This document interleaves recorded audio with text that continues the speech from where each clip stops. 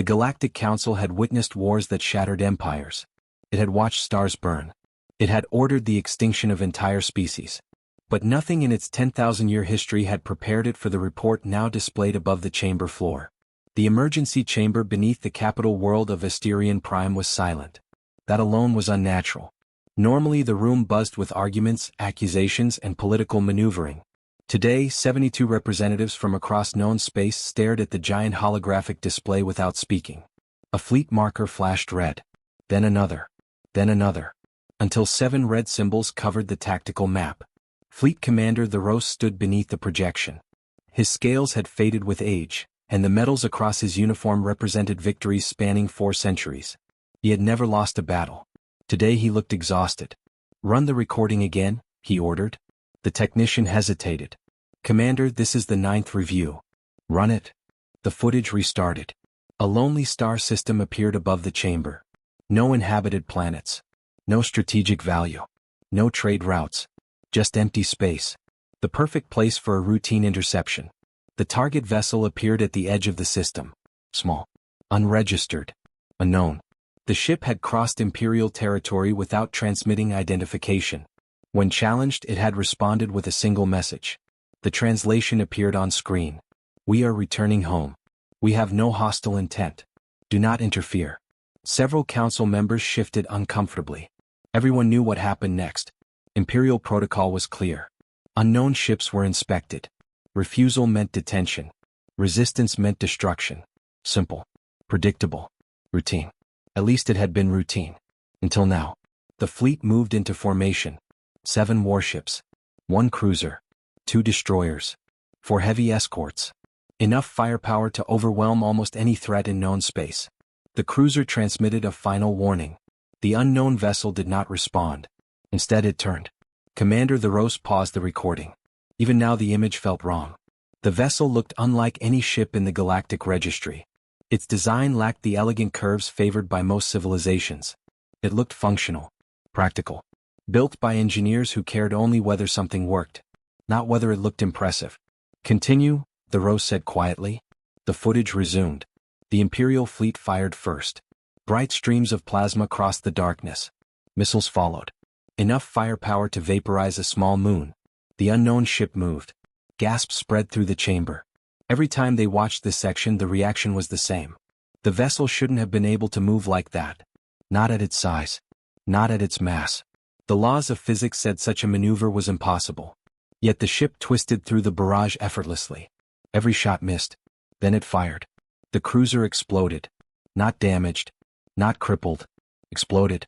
One moment it existed. The next moment it was debris. The chamber remained silent. The recording continued. The destroyers attacked. Both died. The escorts spread out. One vanished. Then another. Then another. The final escort attempted retreat. It survived 11 seconds. Then it disappeared in a flash of white light. The battle ended. Total engagement time. 7 minutes. Imperial casualties. 143. Enemy casualties. Unknown. The recording ended. No one spoke. No one moved. For a long moment the only sound was the low hum of the chamber's systems. Finally, Counselor Vela broke the silence. "What is it?" No one answered. Because nobody knew. The ship's technology didn't match any known civilization. Its language didn't exist in any database. Its weapons violated every prediction made by military analysts. It had appeared from nowhere, destroyed an elite fleet, and continued traveling toward its destination, as though 7 warships had been nothing more than an inconvenience. Commander Theros enlarged the final sensor image. The unknown vessel appeared once more above the chamber. Scarred, damaged, but still moving, still traveling, still heading somewhere. A destination it considered more important than war. More important than victory. More important than the fleet it had just destroyed. Theros stared at the image. For the first time in 4 centuries, he felt something he had not experienced since his cadet years. Fear. Because whatever civilization had built that ship, the galaxy had never seen anything like it before. For 3 days, the Galactic Council did nothing except investigate. Trade negotiations were postponed. Military briefings were delayed. Even a border dispute involving 2 major member worlds was temporarily suspended. Nothing mattered more than understanding the ship. The vessel had destroyed 7 warships. Before anyone made another move, they needed answers. Unfortunately, answers were proving difficult to find. Counselor Vela stood inside the Strategic Analysis Center, a facility buried beneath the council complex. Hundreds of scientists, engineers, and military analysts worked around the clock. The brightest minds in known space. And none of them could explain what they were seeing. "Show me the propulsion data again." A holographic display appeared. Streams of numbers filled the air. Vela stared at them. Then frowned. "That's impossible." Lead analyst Jorik rubbed tired eyes. "Yes." "Your conclusion?" "The same as yesterday." "And the day before?" "The same." Vela folded her arms. Jorik sighed. The vessel should not have been capable of those maneuvers. He enlarged the battle footage. The unknown ship appeared once more. A red line traced its movements. The path looked insane. Sharp turns. Instant acceleration. Direction changes that violated every accepted model of inertia. "Our simulations fail every time," Jorik said. "We've tested 17 propulsion theories. And? None work." Vela remained silent. That answer was becoming common. Nothing worked. Nothing made sense. The weapons were worse. Another analyst approached. "Counselor, what have you found?" "We still can't identify the primary weapon system." A second hologram appeared. The destruction of the Imperial cruiser replayed frame by frame. The analyst had slowed the recording to 1/10,000th speed. Even then the answer remained elusive. A brief energy spike. A flash. Then the cruiser ceased to exist. No known plasma signature. No missile launch. No particle beam. Nothing. It was as if the ship simply pointed at a target and reality stopped cooperating. "What about shielding?" Vela asked. The analyst looked uncomfortable. "There may not be any." Silence. "What?" "We've reviewed every engagement frame." The analyst enlarged several images. Enemy weapons had struck the unknown vessel multiple times. Several direct hits. Enough to cripple most military ships. Yet the sensor readings showed something strange. The attacks weren't being absorbed. They weren't being blocked. They weren't even being deflected. The vessel appeared to be enduring them. Simply surviving through durability. The room became very quiet. One warship surviving through armor alone was rare. A vessel surviving repeated fleet-grade strikes bordered on absurd. Yet that was exactly what the data suggested. Vela looked toward another workstation. "What about communications?" The answer arrived immediately. No matches. No similarities? None. The linguistics division had spent 72 continuous hours analyzing every intercepted transmission. Nothing connected. No trade language. No historical dialect. No forgotten colonial variant. The language was completely alien. Not merely foreign. Alien. As though an entirely separate branch of civilization had evolved in isolation. Which raised a troubling question. Where had they come from? The answer arrived 12 hours later. And it changed everything. Junior researcher Talon had been reviewing navigation records when she noticed something unusual. Not the ship itself. Its heading. The vessel had maintained the same destination before and after the battle. That seemed significant. She extended the route backward. Thousands of light years. Across sectors. Across borders. Across unexplored territory. Then she extended it forward. The line terminated at a single location. A yellow star. One ordinary system. Nothing remarkable. No strategic value. No military importance. Just another star among billions. Talon pulled the archive. The survey report was ancient. 231 years old. A forgotten exploration mission. Most of the data consisted of atmospheric readings and geological scans. Then she found the entry. Population, primitive. Technology level, early industrial. Threat assessment, negligible. Recommendation, no further observation required. Talon read the report twice. Then a third time. A strange feeling settled into her stomach. She forwarded the file to the council. An emergency meeting was called within the hour. The ancient survey images now floated above the chamber. Representatives stared at a blue-green world orbiting the third position around its star. A beautiful planet. Oceans. Continents. Clouds. Life. But nothing extraordinary. The survey photographs showed primitive aircraft. Ground vehicles powered by combustion. No orbital infrastructure. No advanced energy systems. No signs of interstellar capability. Just another young civilization. 231 years ago. Commander Thoreau studied the planet. Then looked at the image of the unknown ship. Then back to the planet. No one needed to say the obvious. If the vessel truly came from this world, then something had happened during those 2 centuries. Something unprecedented. Something impossible. Counselor Vela finally broke the silence. How long should technological advancement like this take? Nobody answered. Because everyone knew the answer. Not 200 years. Not even close.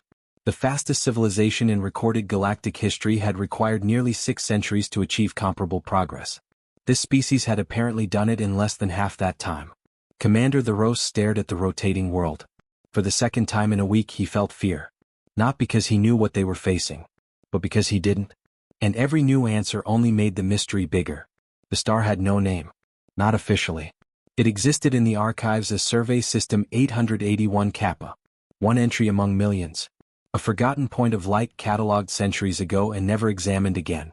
Now it was the most important location in the galaxy. The emergency chamber remained active for the 5th consecutive day. Representatives came and went. Scientists rotated shifts. Military analysts barely slept. Every available resource had been redirected toward understanding a single question. Who had built the ship? The answer floated above the chamber. A yellow star. 8 planets. 1 inhabited world. Commander Thoreau stood beneath the projection while ancient survey footage played. The images were grainy. Primitive. Captured by automated probes more than 2 centuries earlier. A blue world rotated slowly. Clouds drifted across vast oceans. Lights glittered across the night side. Cities. Civilization. Life. But nothing threatening. The old report described the species in simple terms. Industrial. Developing. Localized governments. No orbital infrastructure. No interplanetary capability. No meaningful military concern. The final recommendation had been straightforward. No further observation required. The analyst reading the report paused. The silence in the chamber became uncomfortable. Everyone understood the implication. Someone had made a mistake. A very expensive mistake. Counselor Vela leaned forward. How many follow-up surveys were conducted? The archive officer checked. None. The chamber grew even quieter. For 231 years, the civilization had existed completely unobserved. No spy satellites. No diplomatic probes.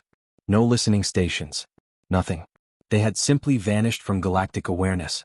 Until a single warship emerged from deep space and annihilated a fleet.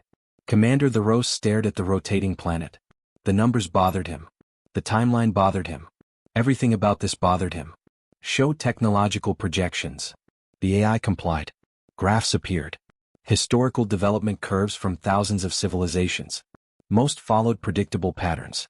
Industrialization. Planetary unification. Orbital expansion. Interplanetary colonization. Interstellar capability. The process typically required centuries. Sometimes millennia. Never less than 400 years. The mysterious civilization appeared to have completed it in nearly half that time. Several scientists argued the data had to be wrong. Others suggested the vessel belonged to someone else. Perhaps an ancient precursor species. Perhaps an unknown empire. Perhaps pirates using stolen technology. Every theory collapsed under examination. The ship's course pointed directly to the system. Its language originated there. Its heading never changed. All evidence led to the same destination. The 3rd planet. The civilization nobody had bothered to monitor. Then the first modern scans arrived. The chamber watched in stunned silence. Long-range telescopes focused on the system. What they revealed shattered every remaining assumption. Orbital structures surrounded the planet. Hundreds of them. Massive stations. Shipyards. Manufacturing complexes. Habitats. Traffic lanes filled with constant movement. Thousands of vessels crossed the system every hour. Cargo ships. Mining ships. Passenger transports. Military patrol craft. The system was alive. Not developing. Not emerging. Established. Thriving. Powerful. Counselor Vela felt her stomach tighten. This wasn't a young civilization taking its first steps into the galaxy. This was a civilization that had already arrived. The military scans were worse. Much worse. The largest orbital signature dwarfed anything the Galactic Council possessed. The object hung above the world like a metallic moon. Its dimensions forced analysts to recalculate multiple times. Every calculation returned the same answer. The structure was real. and it was enormous. "What is it?" someone whispered. Nobody knew. Shipyard. Defense platform. Mobile fortress. Possibly all three. The uncertainty frightened everyone. Commander Theros examined the traffic reports. Civilian movement dominated the system. Trade routes operated continuously. Mining operations stretched across multiple asteroid belts. Supply chains connected dozens of facilities. Everything suggested maturity, efficiency, experience. This civilization wasn't experimenting with space. They lived there. Which meant something even more troubling. The ship that destroyed the fleet may not have been special. The thought spread through the chamber like poison. What if the vessel wasn't a prototype? What if it wasn't their strongest warship? What if it was merely normal? Nobody wanted to ask the question aloud. But everyone was thinking it. A fleet destroyed by one ship. What happens if there are hundreds? The chamber doors opened. A communications officer entered at a near run. His face was pale. Commander Theros immediately noticed. That was never a good sign. "What is it?" The officer swallowed. "We intercepted another transmission." The room froze. Source. The officer pointed toward the holographic star system. The civilization. Every eye turned toward him. The transmission had been received only minutes earlier. A narrowband signal directed toward deep space. Not a military communication. Not encrypted. A simple message. The translation teams worked furiously. After 20 minutes, they produced a partial result. The officer activated the display. Words appeared above the chamber. For several seconds nobody spoke. Then Commander Theros read them aloud. "We know someone is watching." Silence. The message continued. "We do not know who you are." Another pause. Then the final sentence appeared. "But if you wish to talk, simply ask." The chamber remained silent. No threats. No demands. No warning. Just an invitation. And somehow that frightened Commander Theros more than the battle footage ever had. Because for the first time since this crisis began, the unknown civilization had spoken first. The ship was damaged. Not critically. Not even seriously. But damaged enough that every crew member aboard noticed the difference. Commander Ethan Cross stood on the bridge and watched stars stretch into brilliant lines outside the forward viewport. The ship was traveling at faster-than-light velocity. Normally he enjoyed the sight. Today he barely noticed it. His attention remained fixed on the tactical display floating beside his command chair. The battle replay continued silently. A habit he had been unable to break during the last 4 days. The encounter appeared again. 7 alien warships. 1 misunderstanding. 1 fight that should never have happened. Ethan stopped the recording. The bridge lights reflected off the scar running across the left side of his jaw. He rubbed tired eyes. "You're doing it again, sir?" The voice belonged to Commander Maya Bennett. Executive officer. Friend. Professional annoyance. Ethan glanced toward her. Doing what? Watching the battle. He didn't answer. Because she was right. Maya walked across the bridge carrying a tablet. "The report isn't going to change." "No. The aliens aren't going to come back." "No. The fight is over." Ethan sighed. "Probably." Maya raised an eyebrow. That answer earned a reaction. The bridge crew pretended not to listen. They failed completely. Everyone was listening. Because everyone aboard the vessel understood the same thing. The fight made no sense. The aliens had attacked without warning. No negotiations. No conversation. No attempt to understand who they were. Just demands. Then weapons. The strange part wasn't that a battle happened. Human history contained plenty of examples of first contact going badly. The strange part was how organized the attack had been. Those ships hadn't behaved like pirates. Or criminals. Or opportunists. They had behaved like representatives of an established civilization. A government. An empire. Something large. Something powerful. Which meant humanity might not be alone after all. That realization should have been exciting. Instead it felt exhausting. "Status report," Ethan said. Maya glanced at her display. "Hull integrity 72%. Better." "Engineering is annoyed that you're calling 72% better." "Engineering is always annoyed." Several crew members laughed quietly. Maya continued. "Primary systems operational. Drive. Stable. Weapons. Operational. Life support. If life support stops working, I'll let you know." Ethan nodded. The ritual helped. Normal conversations. Normal procedures. Normal routines. They reminded everyone that they were still alive. which honestly felt like an achievement. The vessel had spent 9 months beyond explored territory. 3 encounters with pirates. 1 reactor failure.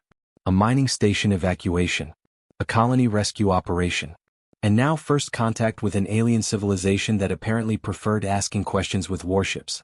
Not exactly the mission briefing he remembered. A sensor officer suddenly looked up. "Commander." The tone immediately captured the bridge's attention. Ethan turned. "What is it?" The officer enlarged a signal stream. Long-range communications detected. The bridge became silent. Very silent. Source. The officer swallowed. "Earth." That relaxed everyone instantly. Maya laughed first. "Don't do that." The officer looked confused. "You sounded like we'd found another alien fleet." A few crew members chuckled. The tension eased. Slightly. "Put it through." The signal appeared above the command deck. A recorded message. Priority classification. Government level. Interesting. Ethan opened it. A woman appeared. Director Elena Torres. First Contact Authority. The fact that she was personally recording messages meant things were moving quickly back home. Very quickly. "Ethan." She looked tired. "That wasn't encouraging. We've received another transmission." The bridge fell silent again. This time nobody laughed. "Another transmission. Alien. Real. Confirmed." Torres continued. "The civilization you encountered has established communications." Several officers exchanged glances. Nobody spoke. Nobody breathed. The message continued. "They claim to represent an interstellar government consisting of hundreds of worlds." Maya muttered something under her breath. Ethan didn't blame her. That was a lot to process. Torres continued. "We're proceeding with diplomatic contact." Now her expression became more serious. "Ethan, I need your complete battle analysis forwarded to Geneva immediately." "Already done." "I know." Torres smiled faintly. "You always do your paperwork. One of us has to." That earned the smallest laugh. Then the smile vanished. "Ethan." His stomach tightened. That tone usually meant trouble. "We may need you involved in future discussions." The bridge remained silent. "Why?" Torres looked directly into the camera. "Because as far as we know, you're currently the only human being who has ever fought their military." The transmission ended. Nobody spoke for several seconds. Eventually Maya broke the silence. Well, Ethan agreed. "You wanted to go home." "Still do." "You think that's happening?" Ethan looked through the viewport. Stars raced past in endless rivers of light. Somewhere ahead waited Earth. Home. Civilization. Answers. And apparently a diplomatic meeting with the first alien empire humanity had ever encountered. He sighed. "No." Maya nodded. "Didn't think so." Neither of them knew it yet. But while humanity prepared for diplomacy, the Galactic Council was preparing something else entirely. And the collision course between those two decisions had already begun. The diplomatic vessel Silver Horizon emerged from faster-than-light travel at the edge of the unknown system. For several seconds nobody on the bridge spoke. Not because there was danger. Because there was too much to look at. Ambassador Celera stood motionless as the sensor feeds flooded across the main display. The third planet rotated beneath a blanket of clouds. Blue oceans. Green continents. White polar caps. Beautiful. Ordinary. At least at first glance. Then the sensors finished processing. And the illusion of ordinary vanished instantly. "Report," Celera said quietly. The science officer swallowed. "Passive scans are complete." His voice sounded strange. Almost uncertain. Celera looked at him. That worried her. The man had remained calm during pirate attacks, diplomatic crises, and a reactor leak. He was not easily shaken. "What did we find?" The officer enlarged the system map. Dozens of icons appeared. Then hundreds. Then more. The count continued climbing. 40. 80. 100. 200. 300. The bridge became silent. Every new sensor sweep revealed additional structures. Orbital habitats. Manufacturing platforms. Dockyards. Mining facilities. Research stations. Communication arrays. The number finally stopped. 382. Celera stared at the display. The Imperial Capital System possessed 74 orbital installations. This civilization had over 5 times that number around a single world. The science officer cleared his throat. "There is more." Of course there was. There always was. A traffic analysis appeared. Thousands of ships moved throughout the system. Cargo vessels. passenger transports, industrial freighters, maintenance craft. Civilian traffic dominated every route. The movement was constant, organized, efficient, the kind of traffic generated only by a civilization that had been operating in space for generations, not centuries ago. No. Celera felt a knot forming in her stomach. The Council's reports had prepared her for advanced technology. Nothing had prepared her for scale. This wasn't a civilization reaching into space. This was a civilization living there. The censor officer looked increasingly uncomfortable. Ambassador. What now? Military contacts. The display shifted again. Several larger signatures appeared. The bridge grew quiet. Very quiet. The vessels patrolled predictable routes. Their movements were disciplined. Professional. Military. Celera counted 12 immediately. Then 15. Then 18. Each one larger than the vessel that had destroyed the Imperial battle group. That realization settled heavily across the bridge. The famous ship. The terrifying ship. The vessel that had triggered this entire crisis. It wasn't the biggest thing in the system. Not even close. One contact in particular dominated the display. At first Celera thought it was another station. The AI disagreed. After 3 verification cycles, it reached the same conclusion every time. Ship. The word appeared beneath the signature. Celera stared at it. That isn't a ship. The AI highlighted the object. Length estimates appeared. Mass calculations followed. Every number seemed absurd. Impossible. The vessel was nearly 4 times larger than the largest warship in Imperial service. Its silhouette stretched across space like a floating city. Docking structures lined its sides. Smaller vessels entered and exited continuously. The science officer whispered something under his breath. Celera didn't ask what. She already knew. The entire bridge was thinking the same thing. That thing was a warship. Nobody wanted to finish the thought. The communications officer suddenly spoke. Receiving civilian broadcasts. Everyone turned. The signal flooded the translation systems. Hundreds of channels. News reports. Commercial traffic. Entertainment broadcasts. Navigation updates. Normal civilization. Ordinary life. People working. Traveling. Arguing. Laughing. Living. The realization felt strangely important. This wasn't a military state. This wasn't an empire preparing for conquest. It was simply a civilization. A very large one. A very advanced one. But still a civilization. The same as any other. The bridge doors opened. A young analyst hurried inside carrying fresh sensor data. Ambassador. Celera accepted the report. Her eyes scanned the numbers. Then stopped. Then read them again. Population estimates. Planetary population. 10.2 billion. Orbital population. Nearly 400 million. Additional off-world colonies. Data incomplete. Estimated population beyond home system unknown. The bridge remained silent. Nobody knew what to say. The Council's original estimates had been wrong. Wildly wrong. This civilization was larger. Older. More established. And far more powerful than anyone had imagined. Celera slowly lowered the report. For the first time since entering the system, she understood why Commander Theros had ordered caution. Because this wasn't first contact with a developing species. This wasn't discovery. This wasn't exploration. This was diplomacy between equals. Perhaps not even equals. The thought lingered uncomfortably. A notification appeared on the communications console. Incoming transmission. Source, Planetary Authority. The bridge froze. The signal had arrived less than 12 minutes after their appearance. Which meant humanity had noticed them immediately. The transmission translated automatically. A single message appeared across the display. Welcome to the Sol system. We believe you have questions. We do as well. Shall we talk? The bridge remained silent. Then Ambassador Celera smiled for the first time since arriving. Because unlike the battle reports, this message contained something familiar. An invitation. And perhaps the beginning of peace. The meeting took place 4 days later. Not on Earth. Not aboard the Silver Horizon. Neither side trusted the other enough for that. Instead, the humans proposed a neutral location. A massive orbital station designated Gateway 7. Ambassador Celera approved immediately. The decision alone told her something important. The humans understood diplomacy. They understood perception. And they understood risk. The station hung above Earth like a metallic continent. Thousands of ships moved through its docking rings every day. Cargo vessels. Passenger liners.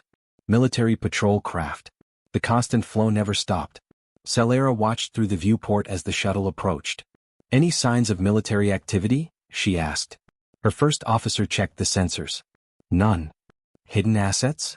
None detected. The officer hesitated. Although with their technology, that doesn't necessarily mean anything. A few members of the diplomatic team exchanged nervous looks.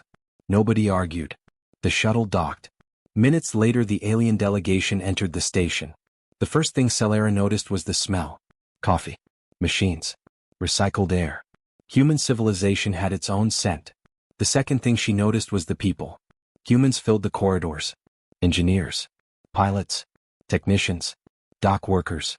Nobody stopped what they were doing. Nobody stared. Nobody panicked. Most simply continued their work. Some waved. One maintenance worker nodded politely before returning to a damaged service panel. Celera found the reaction strangely unsettling. The Empire had spent centuries becoming the dominant power of known space. Yet these people behaved as though alien diplomats arriving at their station was merely another Tuesday. The conference room sat near the station's central hub. Simple. Functional. Practical. A very human design choice. No grand displays. No monuments. No attempts at intimidation. Just a room built to accomplish a task. The human delegation arrived moments later. There were 6 of them.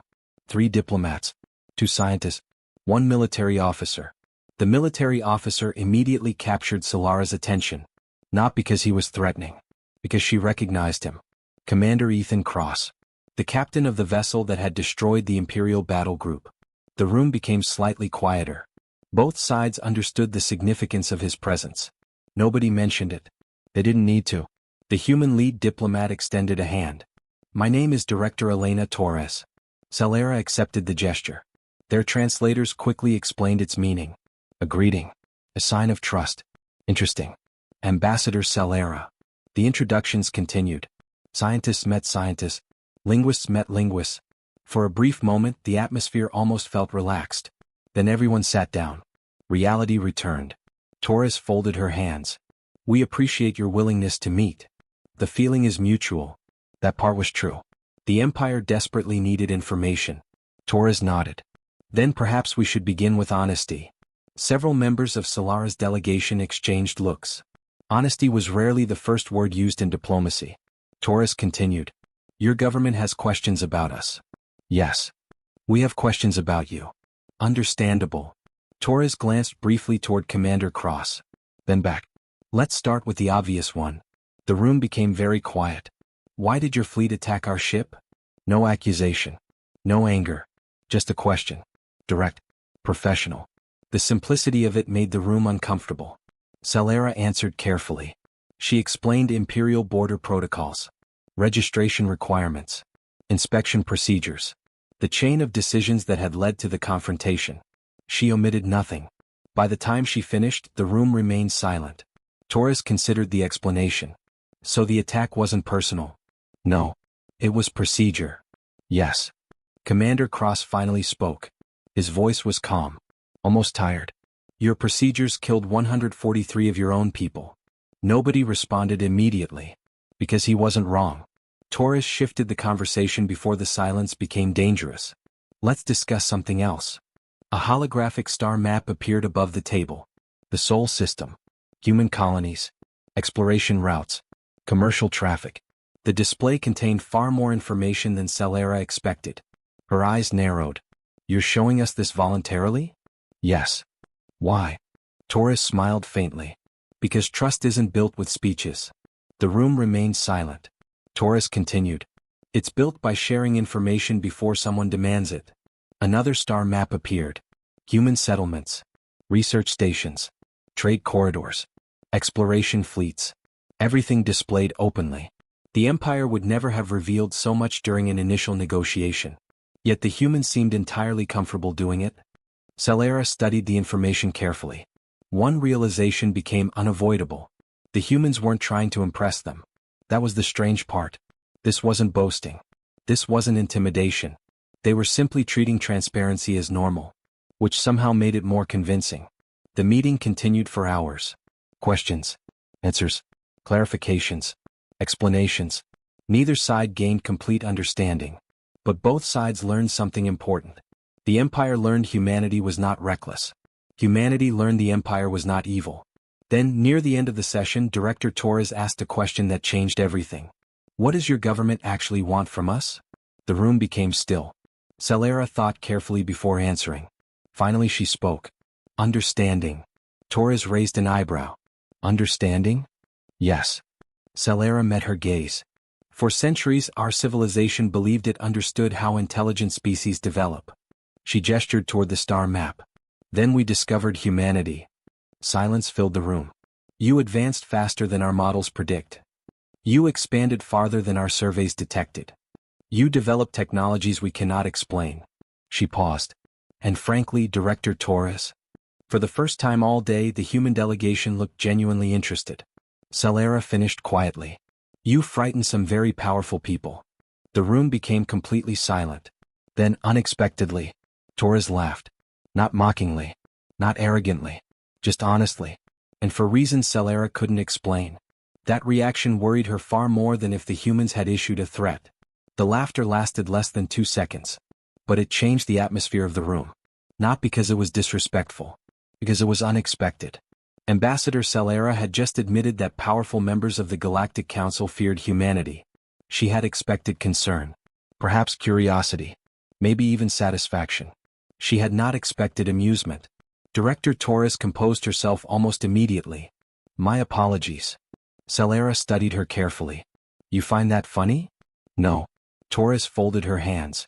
I find it ironic. The room grew quiet again. Explain. Torres glanced briefly toward Commander Cross. The commander gave the smallest shrug. Go ahead. Torres nodded. Ambassador, for the last 3 months we've been having exactly the same conversation. Celera frowned. What conversation? The conversation about whether we should be afraid of you. Silence. Nobody moved. Nobody spoke. For a moment the room simply absorbed the statement. Then Celera slowly leaned back. That actually made sense. Of course it did. Both civilizations had discovered something unexpected. Both civilizations had encountered technology they didn't understand. Both civilizations had watched one of their assumptions collapse. Fear was the natural result. Director Torres activated the table display. A new star map appeared. It was larger than the previous one. Much larger. Several members of the Imperial delegation exchanged confused looks. The map extended far beyond the Sol system. Far beyond the borders humanity had previously revealed. Celera immediately noticed something strange. The map contained dozens of highlighted locations. What am I looking at? Torres answered calmly. Our current colonial network. The room became silent. Very silent. A scientist from Solara's team frowned. Current? Yes. The display zoomed outward. Additional markers appeared. Then more. Then more. The count continued climbing. 20. 30, 40, 50. The Imperial delegation stared. Celera felt her heartbeat quicken. The humans had previously disclosed 7 colonies. Now the display showed over 50. Surely there was a mistake. Torres anticipated the reaction. Not all are fully developed worlds. She enlarged several markers. Some are mining settlements. Others expanded. Research stations. Another group appeared. Industrial hubs. A final cluster emerged. Long-term exploration outposts. Celera stared at the map.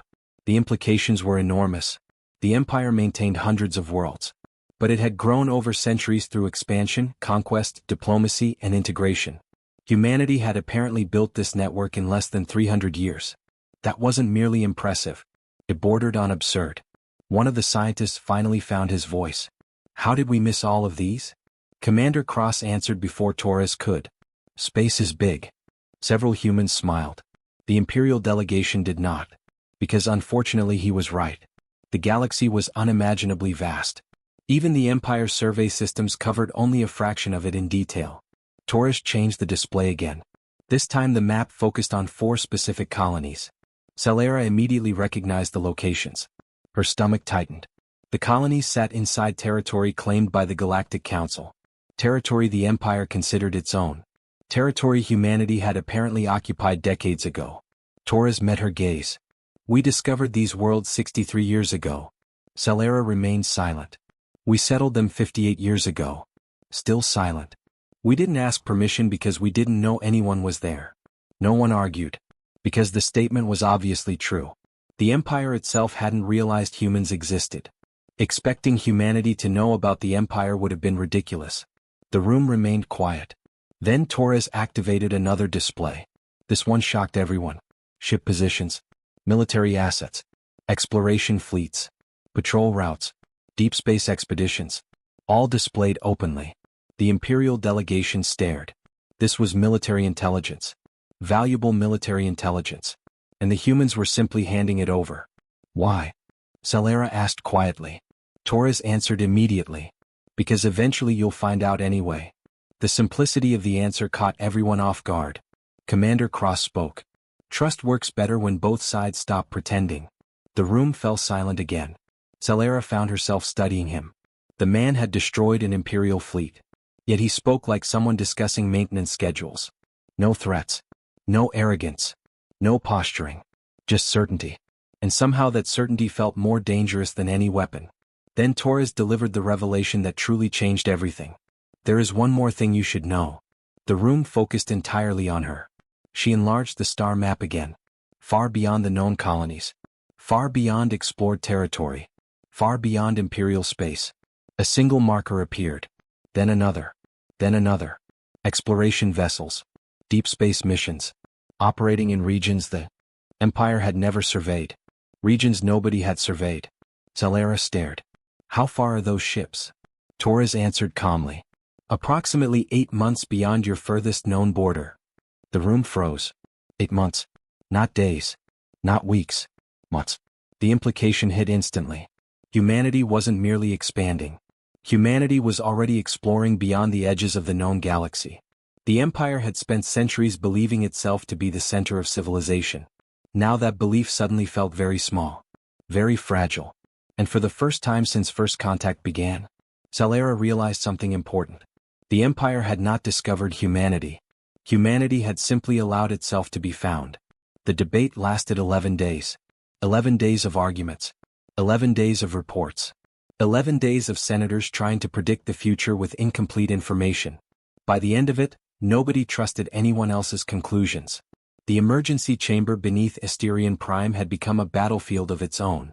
Not one fought with weapons. One fought with fear. Grand Counselor Theros stood near the central projection and watched the latest discussion unravel. The hologram displayed the same information everyone had been staring at for weeks. Human colonies. Human fleets. Human industrial networks. Human territory. Every new report seemed to make the situation worse. Not because humanity had threatened anyone. Because they hadn't. That was the problem. The Empire understood threats. Threats could be measured, predicted, countered. Humanity wasn't behaving like an enemy, which made them impossible to categorize. Senior Counselor Draven slammed a hand against his desk. We are running out of time. The chamber quieted. Draven was one of the oldest members of the council, a veteran of 2 major wars, a survivor of 3 border crises. His opinions carried weight. Unfortunately, they also carried fear. The humans continue expanding every day, Draven said. We continue debating. Several senators nodded. Others looked irritated. The argument was familiar. It had been repeated dozens of times already. Draven pointed toward the projection. One vessel destroyed an entire battle group. The image changed. The wreckage of 7 Imperial warships appeared. A reminder. A warning. A scar. We still don't understand their technology. Draven continued. We still don't know their military capacity. The chamber remained silent. Because both statements were true.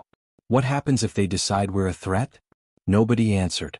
Draven's voice hardened. What happens when there are hundreds of ships like the one that destroyed our fleet? More silence. Counselor Vela finally spoke. What happens if there aren't? Draven turned.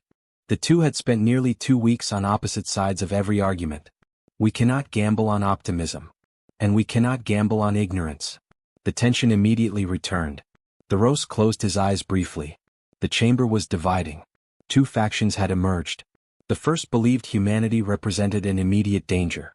The second believed humanity represented an unknown. The difference sounded small. It wasn't. One side wanted action. The other wanted information. One side wanted fleets. The other wanted diplomacy. Neither trusted the other.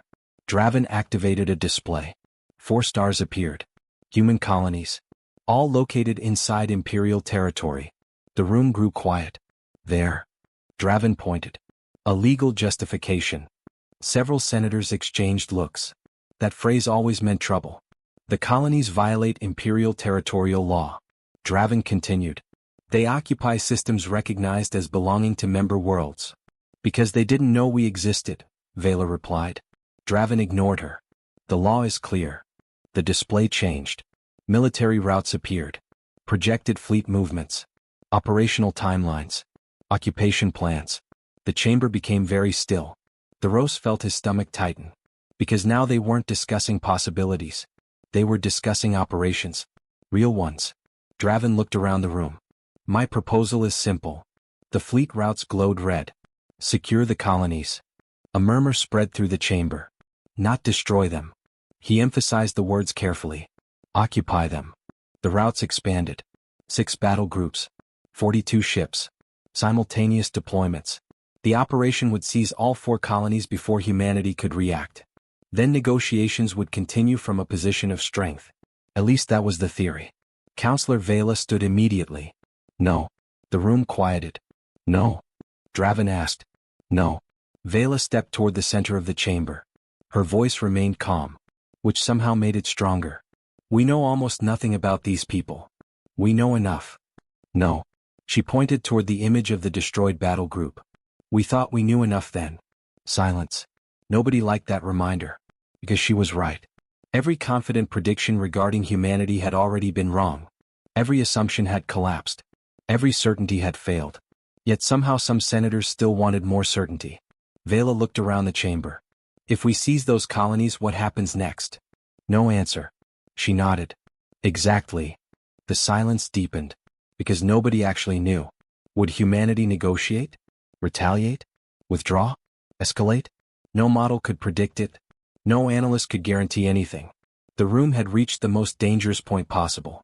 A decision without understanding. Theros finally stepped forward. His voice was quiet. We are about to gamble the future of the Empire. Every eye turned toward him. The last time we underestimated humanity, we lost 7 ships. The battle footage appeared again. The ruined fleet floated silently above the chamber. Theros looked directly at the senators. If we make another mistake. He paused. The chamber felt frozen. The cost may be much higher. For a moment, nobody spoke. Then the voting system activated. One by one, lights appeared across the chamber. Green, red, green, red. The count climbed steadily. The outcome became obvious long before the final vote appeared. 27, 24, 21. Then the final tally. 52% approved. The chamber went silent. The operation had passed. 42 warships would move immediately. For human colonies would be occupied. Humanity would learn about it only after the fleets arrived. Counselor Vela stared at the result. Theros stared at it too. Neither celebrated. Neither argued. Because both knew something the rest of the chamber seemed to have forgotten. The most dangerous mistakes in history were rarely made by evil people. They were made by frightened ones. And tonight, fear had won. Far away across the stars, 42 warships began moving toward human space. And humanity had absolutely no idea they were coming. At least, that was what the Council believed. Humanity discovered the operation 43 hours before the first Imperial fleet arrived. Not because of spies. Not because of luck. Because someone noticed a pattern. Lieutenant Ava Morgan was nearing the end of a 12-hour sensor shift when the anomaly appeared. At first she almost ignored it. Deep space monitoring was rarely exciting. Most alerts turned out to be natural phenomena. Radiation spikes. Gravity distortions. Unusual stellar activity. Nothing that required waking admirals in the middle of the night. This alert was different. Ava stared at the display. Then she leaned closer. Then closer still. Her heartbeat began to accelerate. That can't be right. The sensor array showed 4 disturbances. Tiny. Almost invisible. Most analysts would have missed them. Ava didn't. She had spent 6 months studying alien transit signatures. The disturbances appeared thousands of light years apart. Yet all 4 shared identical characteristics. Identical timing. Identical energy profiles. Identical movement patterns. The probability of coincidence approached 0. She overlaid another map. The Colonial Registry. 4 markers appeared. The disturbances aligned perfectly.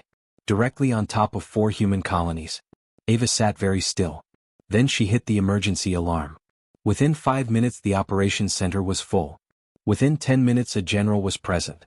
Within 20 minutes the information reached Geneva. Nobody liked what they saw. General Marcus Hale stared at the tactical display. How certain are we?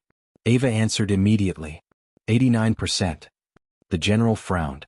That's unusually specific. Ava nodded. Because 90% would require visual confirmation. The room remained silent. Nobody needed visual confirmation. Everyone already knew.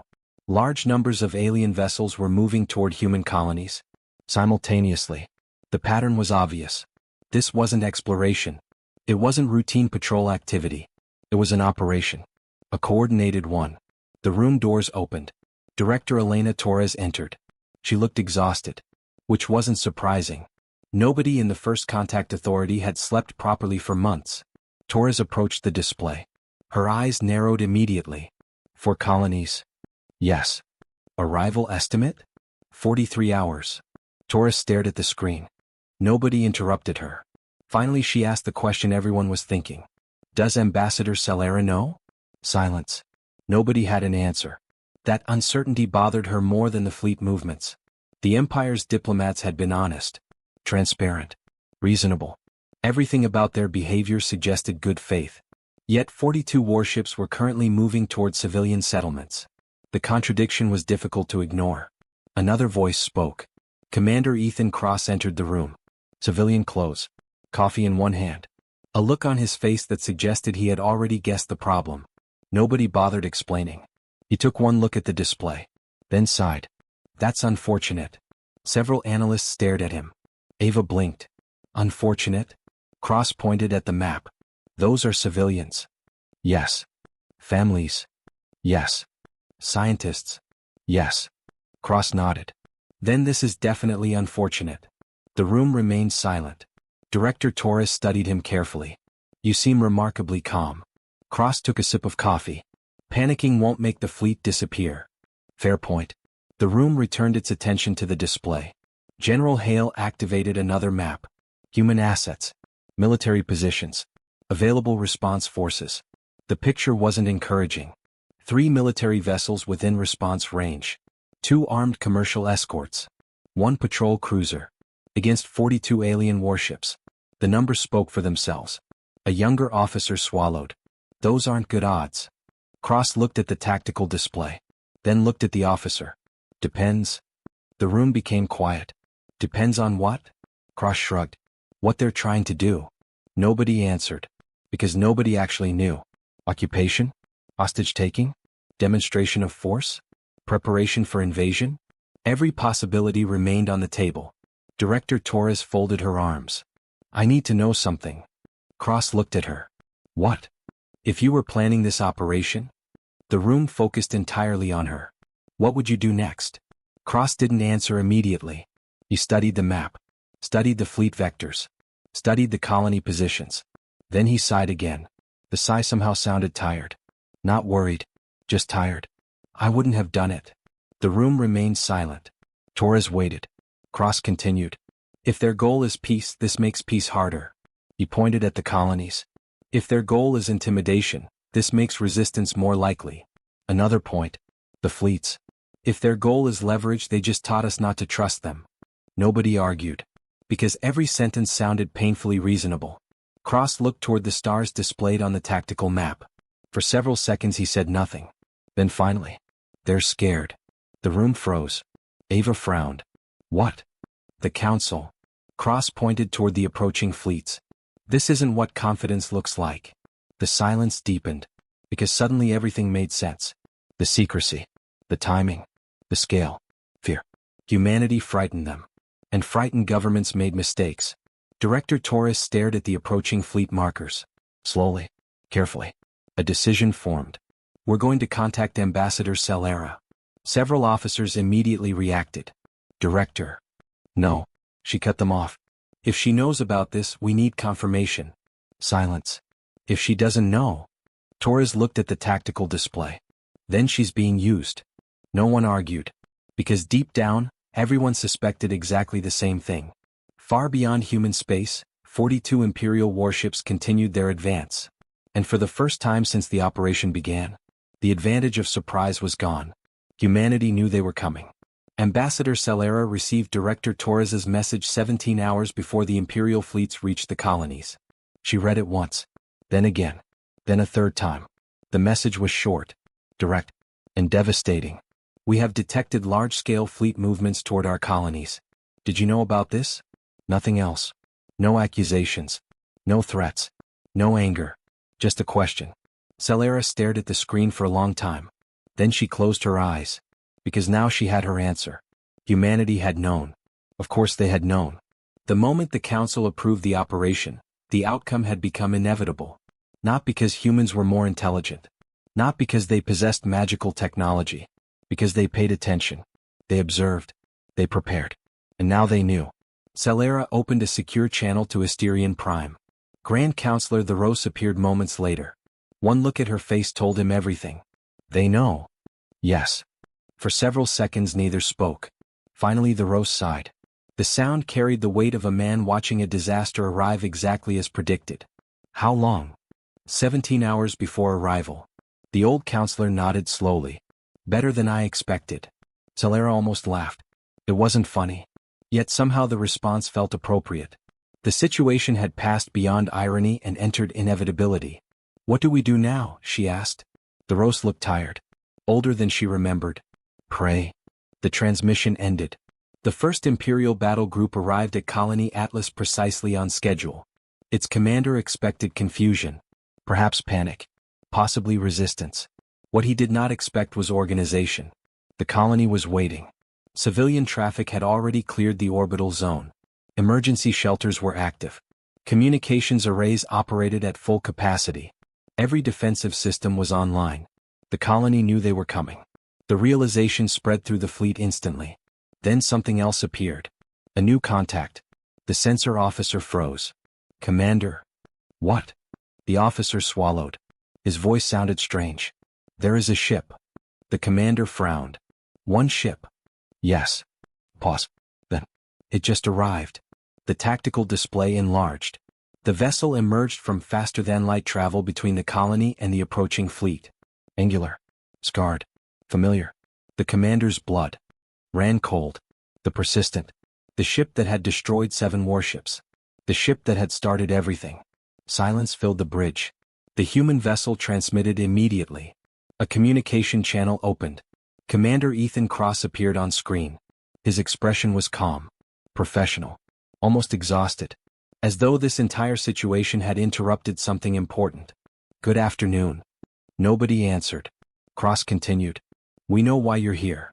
Still silence. We also know your diplomatic delegation was unaware of this operation. Several officers exchanged glances.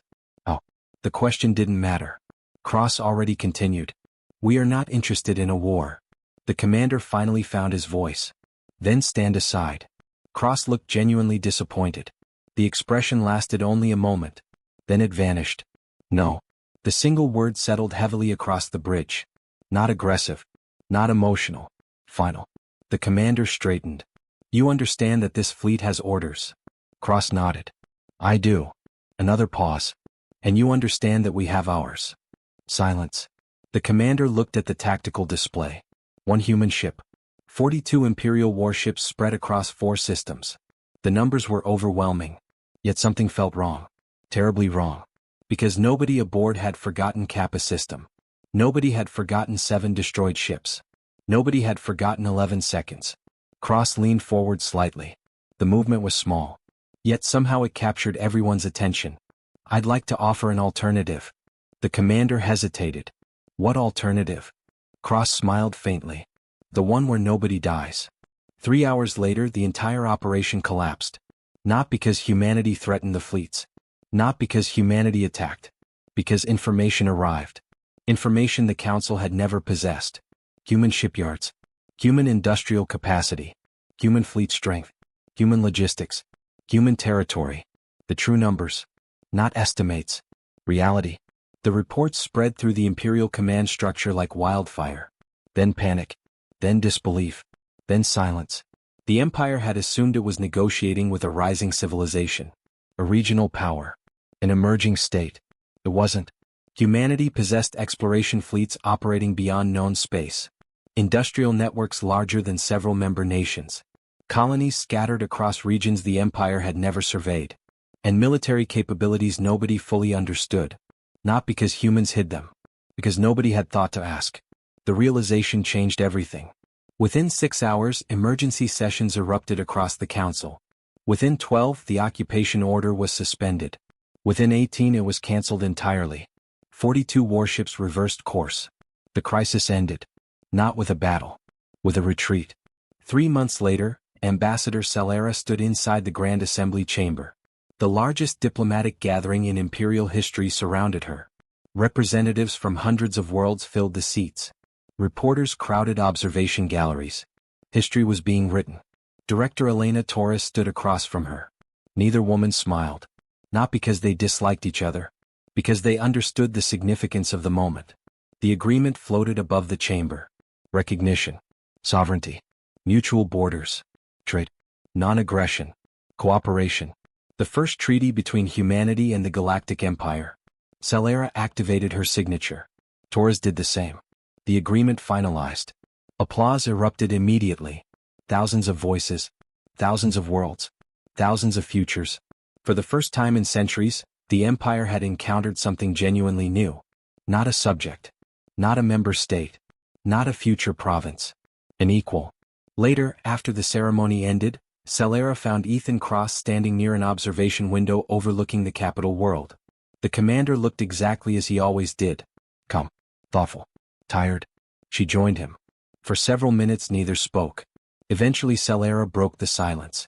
When our scouts first surveyed Earth, they described humanity as primitive. Cross smiled. Sounds about right. They completely misunderstood you. The smile widened slightly. We misunderstand ourselves most days. Celera looked out across the city lights. The galaxy felt different now. Larger. More uncertain. Strangely hopeful. Do you know what frightened the council most? She asked. Cross glanced toward her. What? They thought humanity was becoming a great power. Cross considered that. Then laughed quietly. The same laugh Torres had given during their first meeting. Understanding suddenly clicked. Celera smiled. What? Cross looked back toward the stars. The funny part is... He paused. Far above the planet, hundreds of ships crossed the night sky. Human. Imperial. Together. We're just getting started. Beyond the capital world, beyond Imperial territory, beyond every chart and every map, human exploration vessels continued pushing into the darkness. Discovering new stars. New worlds. New civilizations. The galaxy had believed it understood its future. Then humanity arrived.